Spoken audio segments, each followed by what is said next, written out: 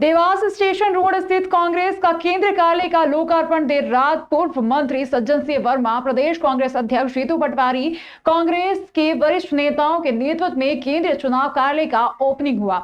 जानकारी देते हुए कांग्रेसी नेताओं ने कई बड़े आरोप लगाए। कांग्रेस प्रत्याशी ने जानकारी देते हुए बताया कि वर्तमान सांसद निष्क्रिय सांसद है, वह किसी भी गांव में नहीं गए। वहीं जीतू पटवारी ने जानकारी देते हुए बताया कि सांसद वर्तमान में कहीं नहीं गए। अगर अब सांसद आते हैं तो उन्हें एक मुट्ठी गेहूं दिया जाए और कहा जाए कि गेहूं का मूल्य 2100 से बढ़कर 3000 किया जाए, तभी आपको वोट देंगे, नहीं तो हम कांग्रेस को वोट देंगे। पूर्व मंत्री दीपक जोशी ने भी कहा कि देवास में 1990 के बाद से कोई विकास कार्य नहीं हुए, सिर्फ होटल ढाबे दारू की दुकानों का संचालन हुआ है। मैं कहीं बड़ी कंपनी अपनी बंद हो गई। जीतू पटवारी ने कहा कि कांग्रेस की सरकार बनती है तो हम 8500 महिलाओं को देंगे। और देखें क्या कहा कांग्रेस के नेताओं ने।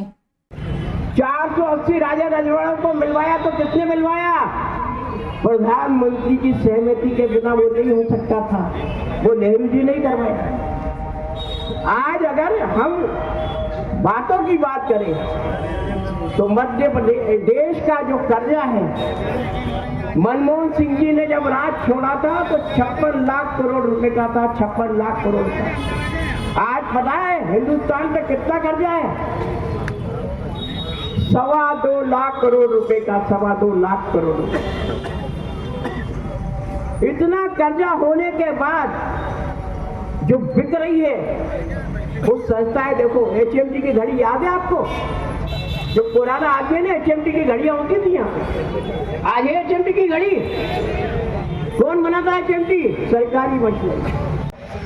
तो उनने कल में फॉर्म भरवा के आया। नीति और नियम ये कहता है, कानून ये कहता है कि अगर कोई कमी है फॉर्म में तो जो सरकारी कर्मचारी और अधिकारी वहाँ बैठा है, कलेक्टर जो निर्वाचन अधिकारी होता है, वो वहीं पर उसकी कमी को दूर कराए, वहीं बता दे और एक्सेप्ट कर लिया अगर, तो इसका मतलब है वो सही है फॉर्म।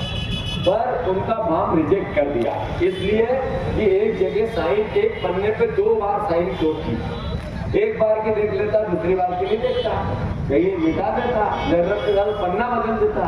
कारण क्या बताया गया? ये बताया गया कि 2 बार एक पेज पे सिग्नेचर थे, एक पेज पे सिग्नेचर नहीं थे। सेकंड, उन्होंने ये बताया कि जो निर्वाचन नामावली होती है वो अब भी जो लेटेस्ट निकलेगी वो उसमें डालनी थी। उन्होंने जो निर्वाचन नामावली है वो नेट से निकाल के उसको अटैच करवा के डाल दिया। मतलब कुल मिलाकर सीधे सीधे लोकतंत्र की हत्या। नरेंद्र मोदी जी कहते हैं अब की बार 400 पार, बीजेपी कहती 29। ये सही नहीं है। ये विचार करो कि एक दिन ऐसा आएगा जब वोट देने का अधिकार ही नहीं आएगा तो क्या होगा? विचार करो जरा।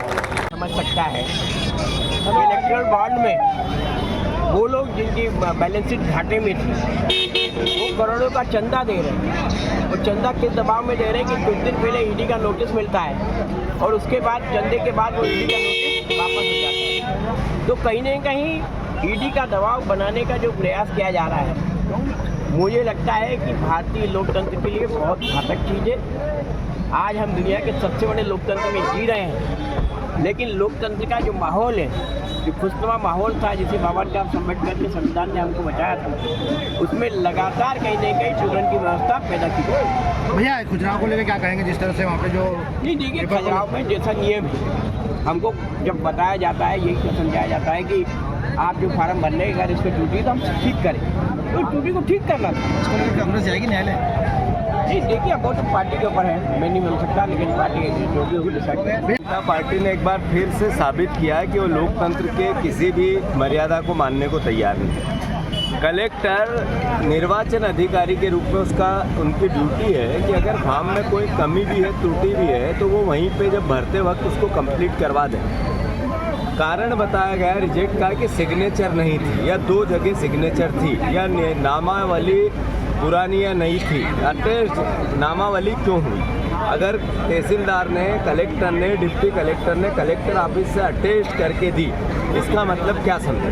फिर सेकेंड, निर्वाचन के नियमों के अनुसार उसको बुला के त्रुटि को दूर करवाया जाता है। इसी को स्क्रूटनी कहते हैं, रिजेक्शन नहीं होता। कलेक्टर 3-4 घंटे तक ऑफिस में ही नहीं आए, प्रत्याशी बैठे रहे। ये मैसेज क्या है? ये मैसेज है कि हठधर्मिता है, कट्टरता है, तानाशाही है, प्रशासन और नियम और कानून और कायदा कुछ नहीं मानना है। लोकतंत्र का काला चेहरा कर रही है बीजेपी।